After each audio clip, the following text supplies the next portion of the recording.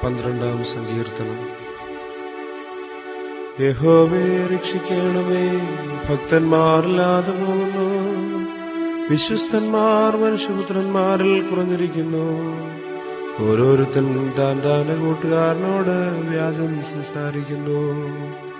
കപടമുള്ള അധരത്തോടും ഇരുമനസ്സോടും കൂടെ അവർ സംസാരിക്കുന്നു. കപടമുള്ള അധരങ്ങളെയൊക്കെയും വമ്പു പറയുന്ന നാവിനെയും യഹോവ ഛേദിച്ചു കളയും. ഞങ്ങളുടെ നാവ് കൊണ്ട് ഞങ്ങൾ ജയിക്കും, ഞങ്ങളുടെ അധരങ്ങൾ ഞങ്ങൾക്ക് തുണ, ഞങ്ങൾക്ക് യജമാനന്മാർ എന്നവർ പറയുന്നു. എളിയവരുടെ പീഡയും ദരിദ്രന്മാരുടെ ദീർഘശ്വാസവും നിമിത്തം ഇപ്പോൾ ഞാൻ എഴുന്നേൽക്കും. രക്ഷയ്ക്കായി കാക്ഷിക്കുന്നവനെ ഞാൻ അതിലാക്കും എന്ന് യഹോവ അരുളിച്ചെയ്യുന്നു. യഹോവയുടെ വചനങ്ങൾ നിർമ്മല വചനങ്ങളാകുന്നു.